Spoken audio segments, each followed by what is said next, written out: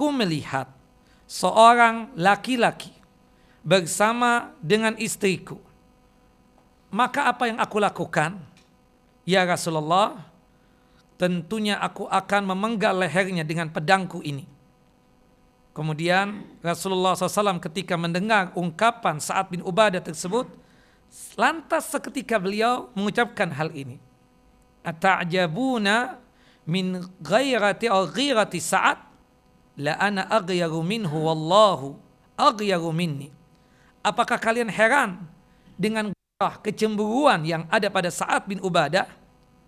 Ya, demi Allah, sesungguhnya aku, kata Nabi SAW, lebih cemburu daripada dia. Dan Allah Jalla wa'ala lebih cemburu daripada aku. Dalam hadis yang lain disebutkan, innallaha yaghar wa innal mu'min yaghar wa ghiratullahi an ya'tiyal mu'minu ma haramallahu alaihi. Sesungguhnya Allah itu sangat cemburu. Dan sesungguhnya seorang mukmin itu juga cemburu. Dan kecemburuan Allah sesuai dengan kebesaran dan keagungan Allah Jalla wa'ala. Kecemburuan Allah Jalla wa'ala itu akan timbul bila seorang hamba melakukan apa yang diharamkan dan dilarang oleh Allah Jalla wa'ala untuknya atau atasnya. Jadi kalau kita atau kaum muslimin melakukan perbuatan maksiat, Allah itu cemburu. Kenapa dia itu sampai melakukan perbuatan maksiat? Allah Subhanahu wa taala mengaitkan sifat cemburu kepada orang-orang yang beriman. Kenapa? Di mana mereka akan merasa cemburu jika melihat hamba Allah melakukan hal yang diharamkan. Kita panas hati ketika melihat ada orang yang di hadapan kita berani melakukan perbuatan maksiat, berani untuk melakukan perbuatan dosa. Wajar kita marah kepada dia, dikarenakan sikap dia melakukan perbuatan dosa.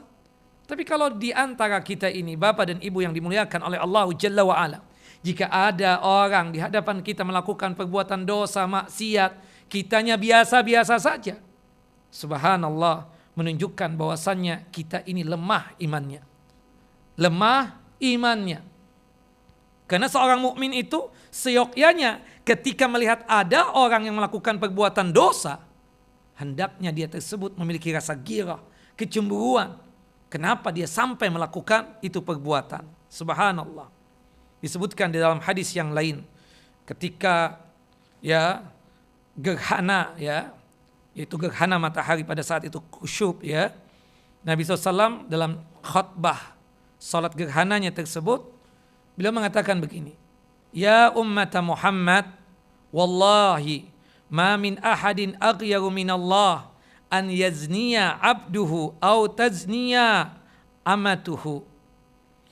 Wahai umat Muhammad, demi Allah, tidak ada yang lebih cemburu daripada Allah jika seorang hamba laki-laki atau hamba perempuan melakukan perbuatan zina. Wallahi lau ta'lamuna ma a'lamu la dhahiktum qalilan wa la baqaitum katsiran. Demi Allah, seandainya kalian itu tahu apa yang aku tahu, maka niscaya kalian itu akan tertawanya sedikit dan menangisnya banyak. Naam, hadis sahih dikeluarkan oleh Imam Bukhari dalam kitab sahih beliau pada nomor hadis 1044, dan hadis ini dikeluarkan oleh Imam Muslim dalam kitab sahih beliau pada nomor hadis 901. Naam, dan salah satu tanda kiamat sudah dekat, tanda kiamat itu sudah ada, adalah ketika menyebarnya perzinahan tersebut. Subhanallah, dan itu realita yang ada sekarang ini. Zaman internet ini luar biasa. Sebelumnya televisi misalnya, juga ada perzinahan kita katakan. Apalagi sekarang, tambah hari ini kita tambah tantangan. Makanya kita harus kuatkan iman, keislaman kita, ketauhidan kita. Kata Nabi kita Muhammad sallallahu alaihi wasallam dari hadis sahabat yang mulia Anas bin Malik radhiyallahu an, semoga Allah Jalla wa ala meridai beliau, inna min asyratis saati an yurfa'a al-ilmu wa yadharu al-jahlu wa yabshu al-zina wa yushraba al-khamru wa yadhabu ar-rijalu wa tabqa an-nisa'u hatta yakuna li khamsina imra'atan qayyimun wahidun. Di antara tanda-tanda hari kiamat telah hadir kepada kita adalah hilangnya ilmu. Hilangnya ilmu. Subhanallah. Yang kedua, tampak kebodohan. Subhanallah, ya kan, banyak kan? Kita kenal orang kadang. Kita tahu siapa si fulan. Tahu-tahu gelarnya sudah kiai, ustadz. Gampang betul masyarakat kita kadang menyebut dia. Ya. Kita tanya tuh, fulan lulusan mana? Enggak, dia enggak lulus, dia otodidak doang. Subhanallah. Ini muskilah, otodidak itu muskilah. Belajarnya di mana, ya kan? Akhirnya dia nanti menghukumi sesuatu sesuai dengan akal pikiran dia. Tidak bisa, dia harus belajar. Apalagi yang lebih muskilah ini, tidak bisa bahasa Arab. Kuncinya din, agama ini bahasa Arab. Jadi jangan harap itu orang disebut ustadz, kiai, alim, atau apalah disebutnya, syekh, jika dia tidak bisa bahasa Arab. Maaf. Ya, terjemahan itu tidak bisa dijadikan maraji, referensi. Tidak bisa. Makanya kata Umar bin Khattab radhiyallahu an, ta'allamul arabiyyah fa innaha juz'un min dinikum.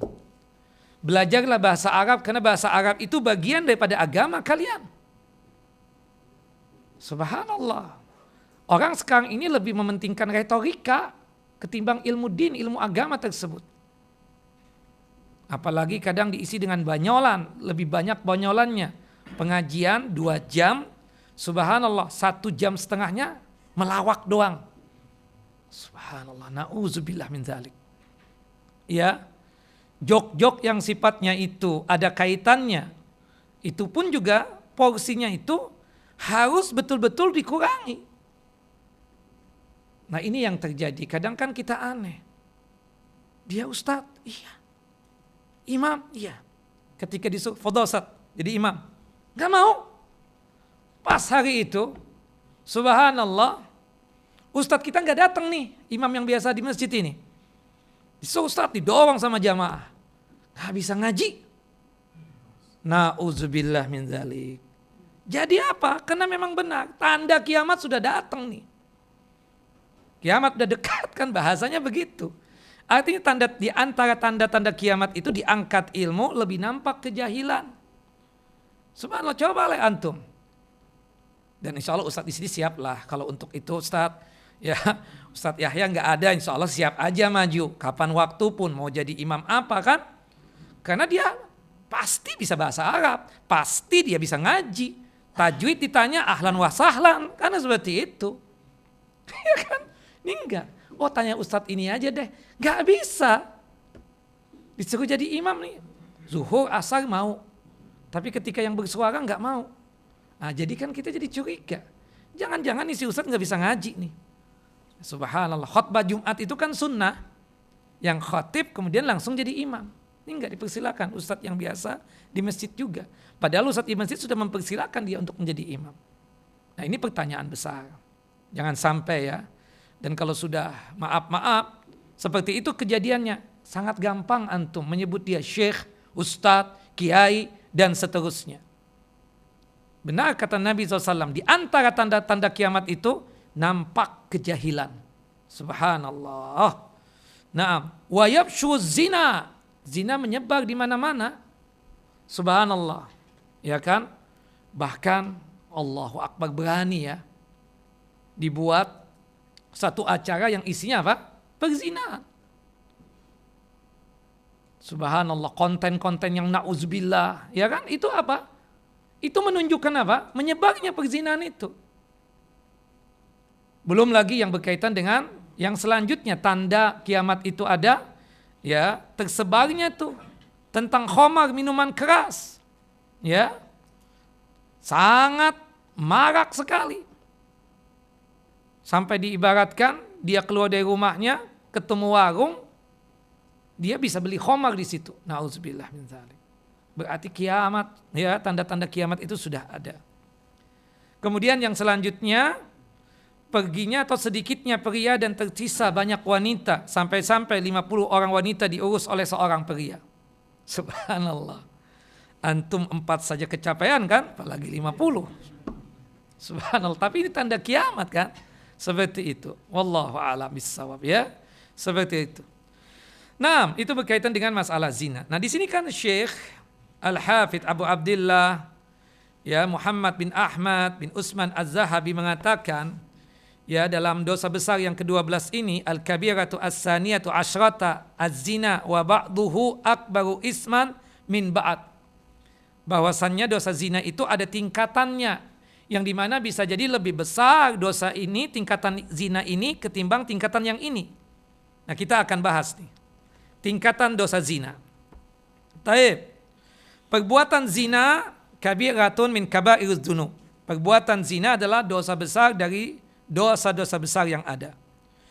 Dosa besar zina itu bertingkat-tingkat sesuai dengan kerusakannya. Sesuai dengan apa? Kerusakannya. Ini kita akan susun ini ya, beberapa.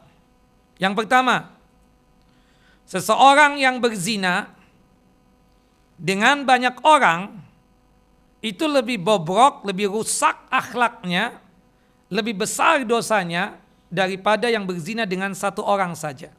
Ada A dan B. Kita tanya, sudah berapa kali berzina? Kata si A, baru 1 tat. Kamu yang B, berapa sudah? 15.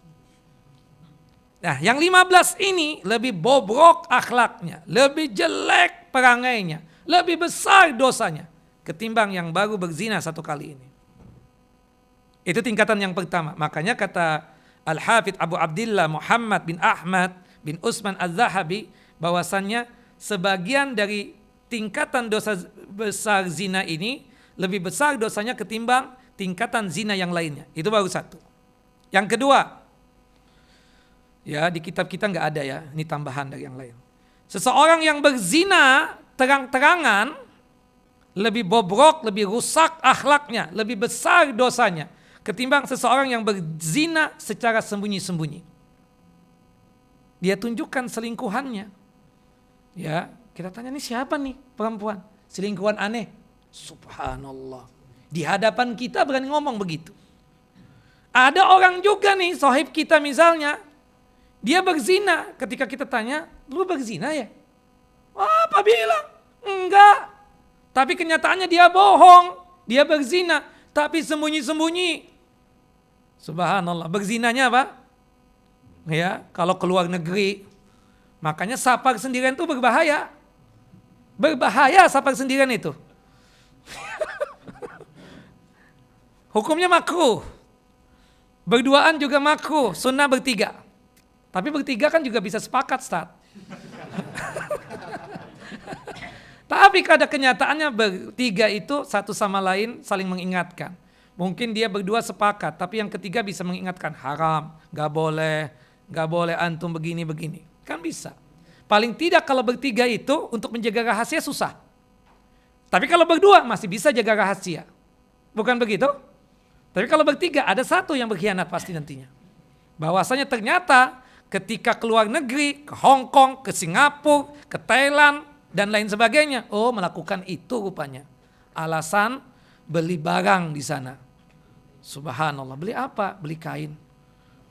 Subhanallah, di tempat kita banyak. Kenapa ke sana? Sambil jalan-jalan. Ternyata di negeri sendiri gak berani. Alim pakai peci, pakai baju gamis, apa semuanya. Sembunyi-sembunyi. Tapi tetap dosa besar. Ya, daripada yang terang-terangan. Yang ketiga sekarang, seorang yang berzina dengan wanita yang sudah bersuami lebih bobrok, lebih rusak akhlaknya, lebih besar dosanya daripada dia berzina dengan seorang wanita yang belum bersuami. Subhanallah, istri orang diselingkuhin. Na'udzubillah min dzalik. Dia goda, malam-malam dia DM. Bahaya tuh. Subhanallah. Dan perempuan, memang perempuan kadang ibu-ibu yang buka jalan. Laki-laki ini para penakut sebenarnya. Subhanallah. Tapi kadang, apa kabar? Dibuka nih, syaitan pintu. Baik, gimana? Sudah tidur? Belum. Itu mulai sudah dari handphone. Makanya kadang nih handphone ini jadi syaitan. Benar, wallahi jadi syaitan. Benar. Kadang masuk nih sudah ke kamar. Satu kasur dengan istrinya. Yang satu pegang handphone, istrinya juga pegang handphone. Satu serius, yang satu ketawa. Kenapa sih ketawa? Lucu. Ini serius nih. Subhanallah, bukannya ketika di kamar ya ngobrol apa, cerita tentang anak gimana tentang masalah din agama, ya bukan. Sibuk handphone aja. Cobalah bapak-bapak masuk ke rumah handphone dimatiin, ibu-ibu juga begitu. Suaminya baru datang capek-capek kerja, tetap aja nyediain kopi, teh. Ketika di meja makan, handphone juga yang dipegang. Astaghfirullahaladzim. Kapan antum itu mau mesra? Makanya banyak kan terjadi perselingkuhan. Gara-gara si syaitan yang bernama handphone ini. Subhanallah. Benar gak? Ya manfaatnya ada. Ustadz juga punya handphone kan? Iya. Subhanallah. Sebagai cara antum untuk mengingatkan saat kajian saat ya hari ini. Selebihnya sih enggak. Si Ustadz gak pernah jawab ya kita. Karena memang seperlunya aja. Bukan sebagai orang yang apalah, enggak. Paling digunakan untuk dakwah. Subhanallah. Jadi handphone ini kayak pisau. Kalau pisau itu kan bagus, halal digunakan. Kalau untuk motong bawang, motong daging, ya, motong buah, halal. Tapi kalau itu pisau digunakan untuk membunuh, jadi haram gak tuh pisau? Jadi haram. Sama dengan handphone.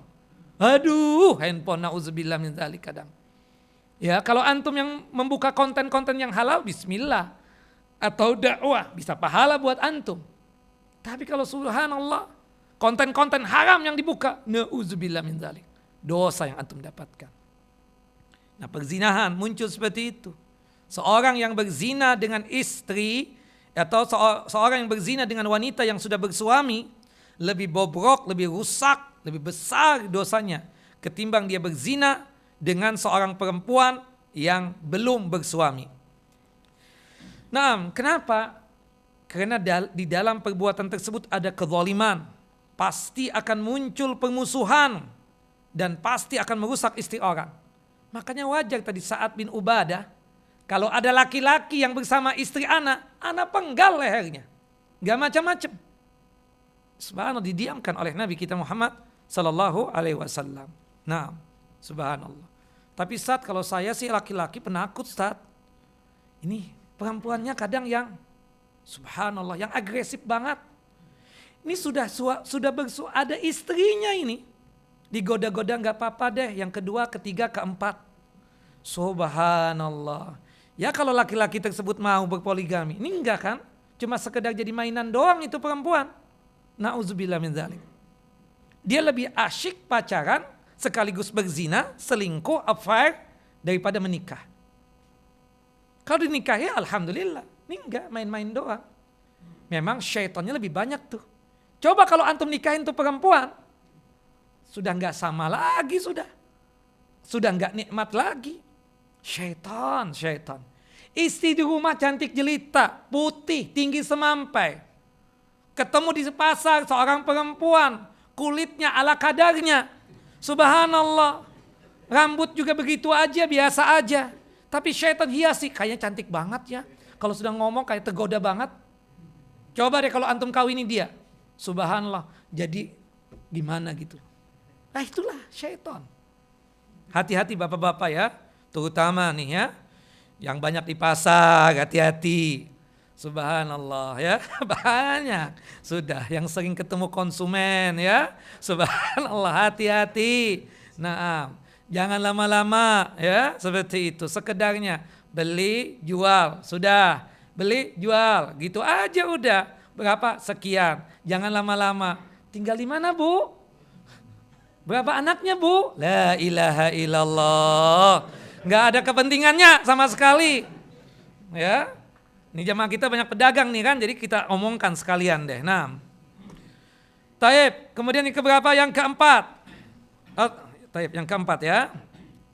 Seorang yang berzina dengan istri tetangga lebih bobrok, lebih rusak akhlaknya, lebih besar dosanya daripada dia berzina dengan selain tetangganya. Subhanallah.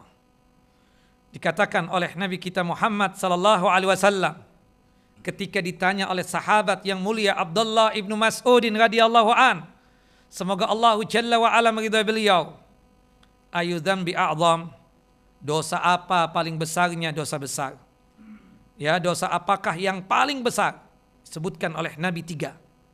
Salah satunya adalah antuzaniya halilata jarika, berzina dengan istrinya tetangga. Subhanallah. Termasuk juga untuk ibu-ibu, berzina dengan suaminya tetangga. Yang lebih lucu lagi, berzina ya dengan suami temannya sendiri. La ilaha illallah. Nauzubillah min dzalik. Jaga pandangan ikhwan. Bergaul sekedarnya saja, sekedar say hello, jangan terlalu dalam. Terlalu dalam bisa berbahaya buat antum. Dalam hadis yang lain Nabi SAW bersabda, la an yazniya ar-rajulu bi asrati niswatin aisaru alaihi min an yazniya bi imra'ati jarihi. Sekiranya seseorang itu berzina dengan 10 orang wanita, itu lebih ringan dosanya daripada ia berzina dengan istri tetangganya. Di komplek ini, istri tetangga dia zinai. Ada orang komplek ini juga misalnya, dia berzina dengan 10 perempuan yang ada di luar, bukan istri tetangganya. Maka apa? Itu dosa besar zina. Dia berzina dengan 10 orang itu dosa besar. Tapi kalau sekiranya antara si A dengan si B, si A ini berzina dengan tetangganya, cuma 1 orang. Tapi ini istri tetangga. Si B berzina dengan 10 perempuan, tapi itu bukan tetangganya. Maka lebih ringan yang berzina dengan 10 orang tadi itu, 10 perempuan tadi, ketimbang dia si A yang berzina dengan istri tetangga tadi itu. Nauzubillah. Nah, ini yang kita perlu perhatikan ya, seperti itu. Makanya kenapa ya sampai ada perselingkuhan itu, kenapa sih? Kenapa? Kekosongan jiwa dan pikiran. Jarang ngobrol. Di rumah diam aja. Kita lihat tuh ada orang model begitu. Kalau sahibnya sama temannya, semua ngomong. Tapi kalau sama istrinya, waduh nggak ajib banget. Ya, udah ambil pulusnya di situ deh. Udah diam, udah ambil itu aja sudah. Gitu doang. Jadi dipikir oleh bapak-bapak nih, pulus doang kali ya. Yang penting pulusnya anda cukupi Ustaz, isanya anda cukupin semua deh. Kalau ngobrol enggak asyik Ustaz, udah waktu awal kawin doang asyiknya. Allahu Akbar, jangan begitu Pak ya. Allah bahaya buat rumah tangga antum kalau begitu. Makanya usahakan kalau masuk rumah udah matiin handphone. Paling aman tuh udah matiin handphone. Bahaya. Subhanallah, istri kita juga suruh matiin enggak? Matiin. Ya. Kamu pingin ngobrol sama aku apa enggak nih? Seperti itu, matiin sudah. Tanggung nih teman. Kenapa? Kebiasaan kita. Kitanya juga begitu. Ngobrol sama istri, main handphone, apa semua. Kapan ya Allah ya Rabb? Itu yang terjadi. Akhirnya kena kekosongan, ketemu tuh dengan suami tetangga atau istri tetangga. Asyik ya kalau ngomong sama dia. Terus tuh syaitannya terus manas-manasin. Sampai pada akhirnya terjadi apa? Perselingkuhan. Allahu Akbar. Itu yang keberapa? Keempat. Kemudian selanjutnya, ikhwan wa akhawati fid din, a'azani wa azakumullah. Yang kelima, tingkatan perzinahan tersebut. Seseorang yang berzina dengan mahramnya, ya Allah, tahu mahram ya? Perempuan yang haram kawin dengan kita. Itu mahram. Atau laki-laki yang haram kawin dengan kita, kalau itu perempuan ya. Siapa mahram kita? Bukan muhrim ya, kalau muhrim itu laki-laki yang pakai kain ihram. Ini mahram.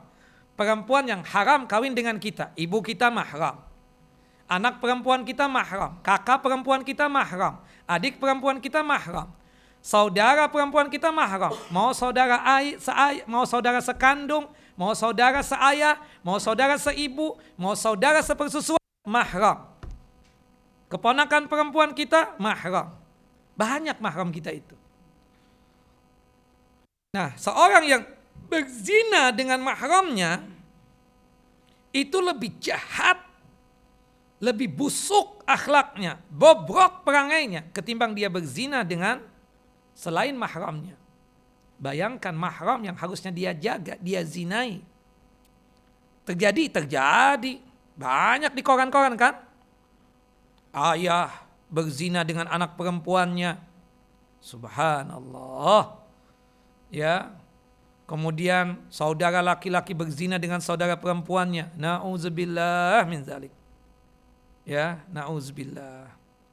Makanya hukumannya berat banget itu. Kalau berzina dengan mahram, berat banget. Al-Imam Ibnu Qayyim rahimahullah rahmatan wasi'ah mengatakan jika perbuatan keji itu dilakukan dengan orang yang masih memiliki hubungan kekeluargaan atau dengan para mahramnya, jadi berzina dengan mahramnya, maka perbuatan yang dia lakukan itu sungguh sangat menghancurkannya dan sangat membinasakannya. Dan wajib pelakunya tersebut dibunuh bagaimanapun keadaannya. Ini pendapat siapa? Imam Ahmad dan selainnya, termasuk Al-Imam Ibnu Qayyim. Imam Ahmad berdalilkan apa? Mayoritas ulama mengatakan tidak sampai dihukum, ya bunuh. Cuma Imam Ahmad berpendapat, termasuk Al-Imam Ibnu Qayyim.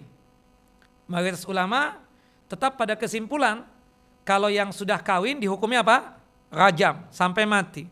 Kalau yang belum kawin berarti dicambuk 100 kali. Tapi Imam Ahmad punya pendapat yang berbeda. Kalau dia berzina dengan mahramnya, maka dia dihukum bunuh. Kata Imam Ahmad, beliau membawakan hadis dari sahabat yang mulia Barra bin Azib radhiyallahu an.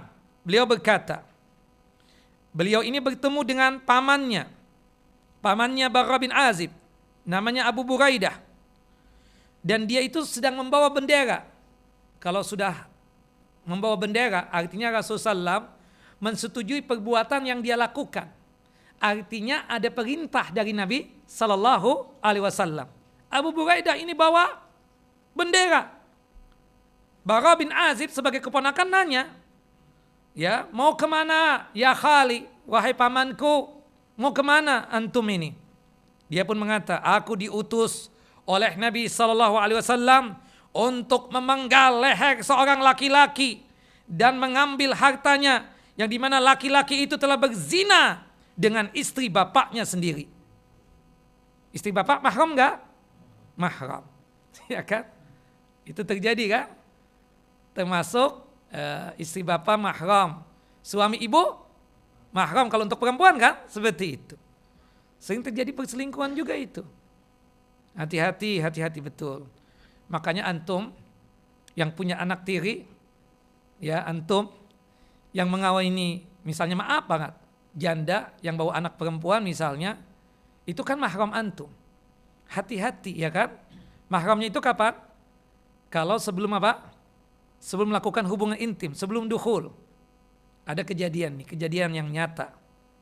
Ada teman menikah dengan seorang janda. Si janda ini punya anak perempuan. Si teman ini belum lihat tuh anak perempuannya. Ketika sudah qabiltu nikaha wa tazwijaha bimahrin mazkur, aku terima nikahnya dan kawinnya, ya si fulanah binti fulan dengan mahar yang tersebut. Sah dong menjadi pasangan suami istri. Tapi dia menikahin janda yang punya anak perempuan. Anak perempuannya itu baru menjadi mahram kalau apa? Si teman tadi sudah melakukan hubungan intim dengan si janda tadi itu. Subhanallah, kan biasa kumpul-kumpul habis ya kawin. Si janda ini mengenalkan, ini anak perempuanku. Si teman ini mengatakan, gini aja ya kayaknya aku ini lebih pantas jadi mantu engkau ketimbang jadi suamimu, kata dia. Hah? Maksudnya kata istrinya, Gimana kalau putrimu aku nikahi? Kamu aku ceraikan sekarang ini dan aku nikah dengan putrimu. Boleh nggak begitu? Boleh, dan itu terjadi. Ada seorang teman tapi itu 10.001. Paham kan 10.001? Iya, jarang itu.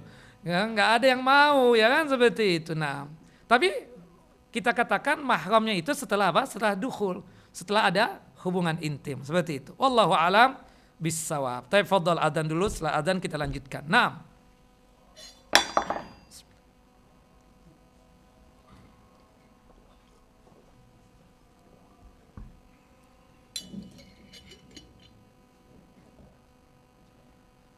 Allahu akbar, Allahu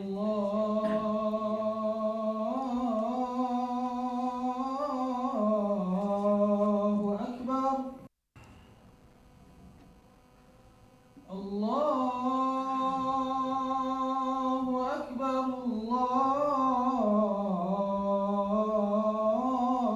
Allahu akbar. Allahu akbar, Allahu akbar. Asyhadu an la ilaha illallah.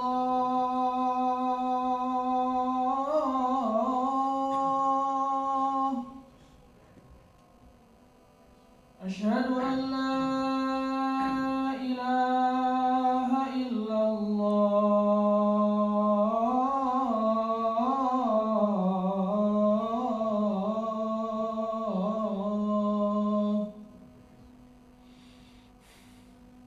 Asyhadu anna Muhammadar Rasulullah.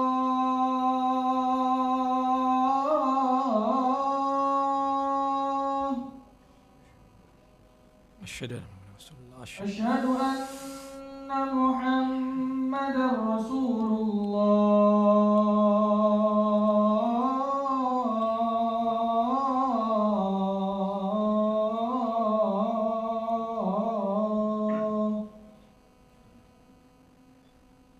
Hayya 'alas salah.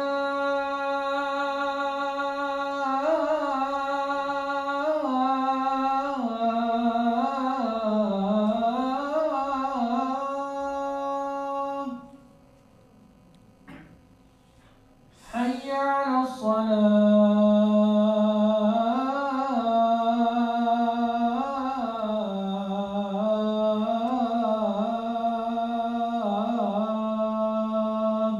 La haula wala quwwata illa billah. Hayya 'alal falah.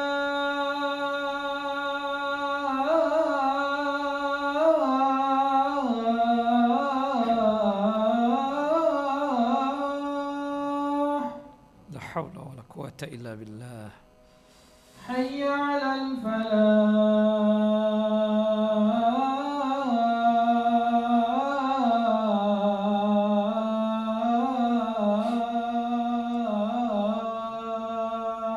La haula wala quwwata illa billah. Allahu akbar, Allahu akbar. Allahu akbar, Allahu akbar. La ilaha illallah. La ilaha illallah.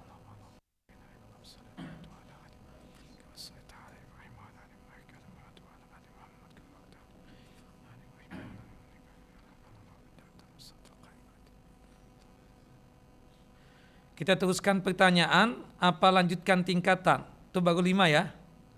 Ini ada 12 tingkatan. Teruskan. Kita cuma waktu 10 menit nih.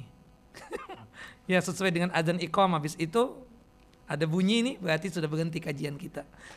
Terserah antum. Mau pertanyaan apa teruskan? Teruskan, Ustaz. Tayyib, tingkatan yang keberapa? Ke-6. Ya. Tadi kan seorang yang berzina dengan mahramnya ya. Ada seorang yang berzina dengan seseorang istri mujahid, orang yang berperang, berjihad di jalan Allah Jalla wa Ala. Itu lebih bobrok, lebih rusak akhlaknya, lebih besar dosanya daripada dia berzina dengan wanita lainnya. Karena pada hari kiamat nanti akan dikatakan kepada si mujahid, ya, orang yang berperang di jalan Allah, ambillah pahala dan kebaikan dari penzina ini, ya, yang suka menggoda istrinya para mujahid itu. Subhanallah.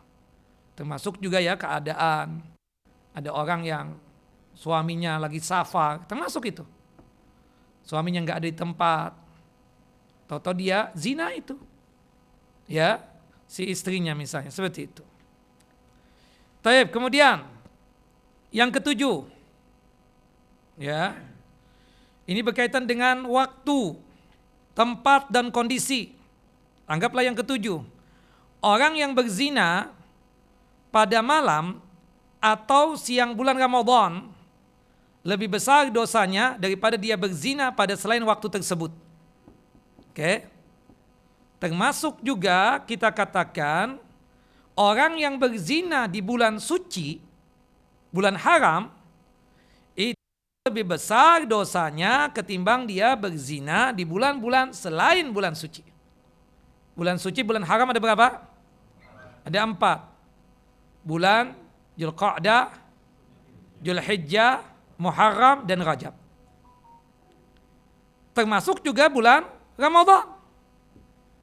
Berzina di bulan Ramadan, mau di malam harinya ataupun di siang harinya, berzina, maka pada saat itu ya dia lebih bobrok ya perangainya, akhlaknya, dan lebih besar dosanya ketimbang dia berzina selain waktu tersebut. Kemudian berzina di siang Ramadan lebih besar dosanya, lebih bobrok perangai dan akhlaknya ketimbang dia berzina di malam Ramadan. Nah, subhanallah, ada manusia-manusia yang becak banget. Ramadan dia tahu ini bulan keberkahan, dia berzina, na'udzubillah. Di siang Ramadan, tanya lagi sama ustadz, bayar kafarat apa enggak nih Ustaz? Astaghfirullahaladzim. Karena kita tahu kan, hubungan intim di siang Ramadan, pasangan suami istri kalau melakukan, puasanya batal kan? Sekaligus suaminya terkena apa? Terkena denda kafarat. Membebaskan budak, kalau tidak sanggup berpuasa 2 bulan berturut-turut, kalau tidak sanggup apa? Memberikan makan 60 orang fakir miskin. Kemudian, yang ke-8, orang yang berzina di tempat yang mulia dan utama lebih besar dosanya daripada dia berzina di selain tempat-tempat yang mulia tadi. Berzina di kota suci Mekah, na'udzubillah. Berzina di kota suci Madinah. Itu lebih besar dosanya ketimbang berzina di tempat-tempat selain dari keduanya itu. Na'udzubillah ya. Dan pelaku zina juga bertingkat-tingkat. Anggaplah ini yang ke-9 nih. Seorang yang sudah menikah berzina itu lebih jelek, lebih buruk akhlaknya, lebih besar dosanya daripada dia yang berzina belum menikah. Makanya dosanya juga hukumannya kan berbeda. Yang berzina sudah menikah, mau masih statusnya sebagai suami atau istri, atau sudah ubah status jadi duda atau janda, tapi dia sudah merasakan nikmatnya pernikahan tersebut, tahu-tahu dia berzina, maka hukumannya rajam. Dosanya lebih besar ketimbang seseorang yang belum menikah, dia berzina. Hukumannya ringan. Berapa kali cambukan? 100 kali cambukan. Dan diasingkan selama 1 tahun. Subhanallah. Kemudian yang ke-10, orang alim, ustadz, kiai, syekh, tuan guru, ya, atau guru, ya, berzina itu lebih jelek akhlaknya, lebih bobrok perangainya, lebih besar dosanya ketimbang orang yang tidak alim, ustadz sama murid. Subhanallah, ustadz itu kan simbol, ya, bahwasanya simbol dia dicontoh, ditiru, bukannya nganyomin murid-muridnya, malah murid perempuannya dia zinai. Nauzubillah min dzalik. Subhanallah. Ada ustadz, ada murid. Si ustadz berzina. Ini lebih besar dosanya ketimbang murid yang berzina. Seperti itu. Nah ini buat antum nih. Yang ke-11. Thalabil ilm, penuntut ilmu agama. Berzina lebih jelek, lebih buruk akhlaknya ketimbang lebih besar dosanya ketimbang orang awam. Orang yang enggak ngaji. Makanya kita heran ketika dikabarkan murid inti si fulan kenal. Kenapa? Punya affair dengan akhwat ini. Yang benar. Pacaran saja kita kadang ada misalnya nih murid kita pacaran dengan seorang perempuan. Padahal dia tersebut apa? Subhanallah. Dia tersebut tahu ilmu. Pacaran itu haram. Hukumannya berbeda. Makanya ada kejadian, subhanallah. Makanya penting yang hafal Quran itu tidak cukup dengan hafal Quran, harus dirangkai dengan paham agama. Paling tidak secuil agama dia pahami. Ada imam, Masya Allah suaranya bagus. Tapi nggak paham hukum halal haram. Dia pacaran sama anak tetangga komplek masjid itu. Subhanallah, ketangkap oleh ketua DKM di warung berduaan. Kita pembina di situ masjid. Gimana Ustaz? Dikasihkan surat peringatan apa gimana? Pecat langsung. Enggak layak jadi imam. Subhanallah. Dia harus menjaga jamaahnya. Jadi suri tauladan. Tahu-tahu ya Allah melakukan perbuatan yang tidak layak, tidak pantas. Makanya kan kita kadang menerima yang hafalan doang. Kita tanya juga tentang din agamanya kan, seperti itu. Supaya jangan sampai malu-maluin kita pengurus masjid nanti. Dapat di mana antum nih, si imam nih, si ustadz ini kan seperti itu. Nah itu dijaga ya, para penuntut ilmu juga. Kita belajar ini harusnya tambah ilmu, tambah paham, tambah takut kepada Allah Jalla wa'ala. Ya, subhanallah. Makanya kan antum geram banget. Kalau orang awam yang ngejar-ngejar antum untuk masalah apapun, hatta bisnis sekalipun ya, tapi ini terlalu kekoh gitu loh, kejar banget. Antum kalau orang awam biasa saja, tapi ini ustadz misalnya, kekeh banget kejar. Sekian ya, anak sekian ya. Antum marah nggak? Padahal bisa jadi tuh halal gitu loh. Tapi si ustadz kok tawadu banget ya. Tahu banget warna duit nih si ustadz sekarang. Allahu Akbar. Ya kan kadang begitu. Kita kan jadi geram juga kadang seperti itu. Sama dengan tadi itu. Allahu Akbar. Seharusnya dia nganyomin malah melakukan itu. Na'udzubillah. Tayyib. Yang terakhir. Nah, ini untuk yang kaya-kaya ini. Orang yang mampu secara finansial berzina itu lebih jelek akhlaknya, lebih buruk perangainya, lebih besar dosanya ketimbang orang yang fakir dan miskin. Subhanallah. Jelas ya? Nah, karena dengan kekayaan itu apa? Dia sanggup kan berbuat segala-galanya. Gampang, apalagi tinggal di kota. Tinggal keluar rumah doang, tinggal WA-WAan ketemu di mana. Apalagi sudah difasilitasi dengan tempat-tempat maksiat. Na'udzubillah min dzalik. Nah, ya hati-hati. Ada satu lagi nih sebelum iqamah. Orang yang sudah tua, yang ke-13 anggap. Orang yang sudah tua, yang seharusnya ingat masjid karena tubuhnya sudah bau tanah, ya, berzina, itu lebih besar dosanya ketimbang anak muda yang berzina. Makanya ancamannya kan dalam hadis Abu Hurairah disebutkan, la yukallimuhumullah, tidak diajak bicara oleh Allah Jalla wa'ala nanti pada hari kiamat. Wala yanzuru ilaihim, tidak dilirik dan tidak dilihat oleh Allah Jalla wa'ala. Wala yuzakkihim, tidak disucikan oleh Allah Jalla wa'ala. Walahum azabun alim, dipastikan dia tersebut mendapatkan azab yang pedih. Salah satu dari 3 golongan tersebut, syaikhun zanim. Sudah tua bangka masih doyan dengan zina. Dan subhanallah, hati-hati. Kenapa? Kebiasaan masa lalu dibawa ke tua. Makanya benar kata Al-Hafidh Adz-Dzahabi rahimahullah, mautul mar'i ma'asha alaih. Seorang meninggal sesuai dengan kebiasaannya. Ada seorang anak melapor, Ustaz, gimana ya anak punya abah ini? Abah udah stroke, Ustaz, ngeces, Ustaz, jalan juga begini tangannya. Tapi masih doyan, Ustaz, ke tempat maksiat. Kalau kita nggak ngantang, ngamuk-ngamuk, ada aja benda yang dipecahkan sama dia. Subhanallah. Gimana? Pernah suatu hari kita nggak kuat deh. Akhirnya kita ajak ke tempat ya abah biasa maksiat di situ. Subhanallah, seluruhnya kenal si abah ini. Dari security sampai gahbeh dan sarmutohnya, pelacur-pelacurnya. Dan ternyata si abah ini, kata si anak ini cerita kepada nih Ustadz, ya punya tempat khusus di situ. Subhanallah, kenal. Ya, panggilannya apa? Ya, sugar dad apa? Sugar apa?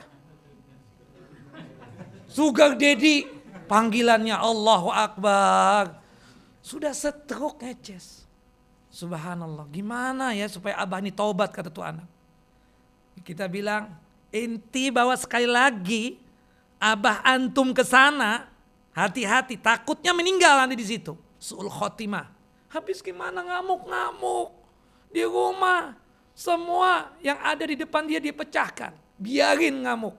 Kalau perlu suguhkan semua barang-barang di hadapan dia. Biar dia sekalian pecahin. Supaya tangannya itu jadi luka misalnya. Supaya dia sadar bahwasannya luka itu gak seberapa daripada dosa berzina tadi. Stroke. Subhanallah. Apa kehebatannya? Sudah gak mampu lagi. Sebagai wujud kelaki-lakian itu kan gak bisa. Sudah lemah syahwat. Tapi ini syaitan masih doyan tempat duduk. Ini cerita anaknya. Lewat seorang perempuan yang pakaiannya ala kadarnya. Nyengik. Ajib. Astaghfirullahalazim. Ngomong seperti itu. Astaghfirullah. Dan biasanya meninggalnya begitu juga modelnya.